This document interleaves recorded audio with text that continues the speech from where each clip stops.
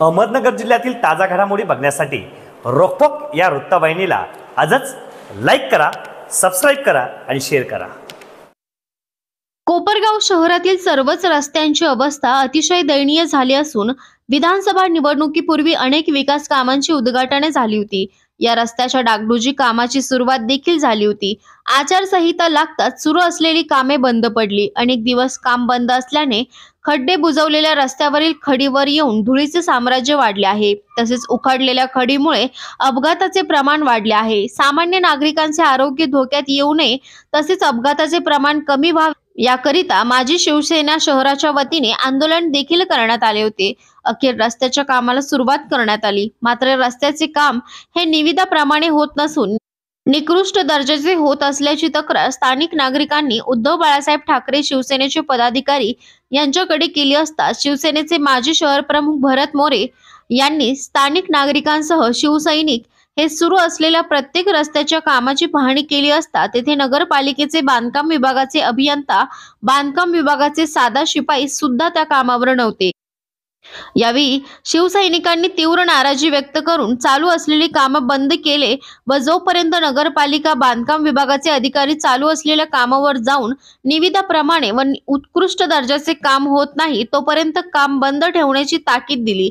या प्रसंगी शिवसेना माजी शहर प्रमुख भरत मोरे, उपशहर प्रमुख गगन हाडा, सौरभ वालझाडे, काना हाडा, पियुष सैदाने, सोनू पाठक, निलेश वाणी, चेतन हाडा, हर्षवर्धन पंडोरे, करण पाटोळे, शाहरुख पठाण, हशम पटेल आदीसह शिवसैनिक उपस्थित होते।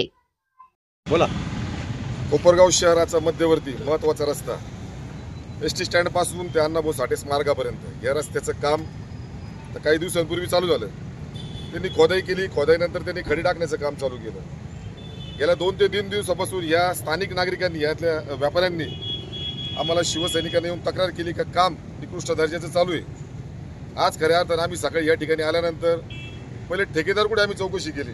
ठेकेदार आहेत संगमनेरचे येवले, ते फोन घेत नाही। त्याच्यात त्यांचे जे सुपरवायझर आहेत गवळी आणि बनसोडे यांच्याशी आम्ही संपर्क केला, ते म्हणतात काम चालू आहे। आमचे काही शिवसेनेचे जे माहितीगार आहेत, जे इंजिनियर जे या क्षेत्रामध्ये आहेत, त्यांना आम्ही बोलून घेतलं आणि इस्टिमेट आम्ही नगरपालिकेकडून ठेकेदाराकडून व्हॉट्सॲप प्रिंट आम्ही मागून घेतली आणि त्याची प्रिंट काढली। याच्यामध्ये जो उल्लेख केला आहे त्याप्रमाणे काम चालू नाही। यामध्ये 80 mm ची खडी सांगितलेली आहे, 80 mm ची खडी नाही, 40 mm ची खडी या ठिकाणी वापरली। तर सदरचे ठेकेदाराचे जे सुपरवायझर आहेत ते सांगतात का 40 mm चा डबल टिबल थर मारतोय आम्ही, ते बरोबर होऊन जाईल, पण कॉम्पॅक्टिंग व्यवस्थित होईल का, त्यामध्ये मुरूम व्यवस्थित मुरेल का, पाणी व्यवस्थित दिलं जाईल का, ठिकठिकाणी यांचे चढ उतार आहेत, ठिकठिकाणी लेवल नाही आहेत। याच्यामध्ये 6 इंच सांगितली आहे, काही ठिकाणी 1 फूट खोदाई झाली आहे, काही ठिकाणी 4 इंच खोदाई झाली आहे। कायद्याप्रमाणे किंवा मग इस्टिमेट प्रमाणे काम नाही। स्थानिक नागरिकांच्या टॅक्समधून, या जनतेच्या टॅक्समधून आपण कर भरतो आणि अशा पद्धतीने निकृष्ट दर्जाचं काम चालू आहे। त्यात मुख्याधिकारी साहेबांना फोन केला, ते बाहेर आहेत, इंजिनियरला फोन केला, ते बाहेर आहेत, ते 3-3 दिवसात ड्युटीवर असतात कोपरगाव शहरात, परमनंट इंजिनियर नाही। त्याच्यानंतर नगरपालिकेचा साधा सुपरवायझर नाही, साधा बांधकाम विभागाचा शिपाई सुद्धा या ठिकाणी नाही। मग देखरेख कोण करणार? अशा पद्धतीने जर काम चाललं तर कोपरगाव शहरामध्ये जेव्हा प्रचंड पाऊस होतो किंवा नाले चोगोब होतात, सगळा फ्लो या दिशेने येतो आणि ते पाण्याचं प्रमाण जर इथं वाढलं तर निश्चितच कितीही चांगला रस्ता झाला तर तो वाहून जाणार आहे। त्याच्यासाठी हा रस्ता इथं उत्कृष्ट दर्जाचाच झाला पाहिजे अशी मागणी आमची उद्धव बाळासाहेब ठाकरे शिवसेनेच्या वतीनं, युवासेनेच्या वतीनं आम्ही या ठिकाणी करतोय।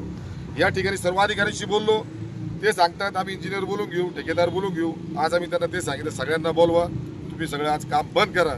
जोपर्यंत इथं ठेकेदार इंजिनियर येत नाही आणि जोपर्यंत काम कशा पद्धतीनं इस्टिमेट प्रमाणे तुम्ही करत नाही तोपर्यंत आम्ही काम चालू करू देणार नाही।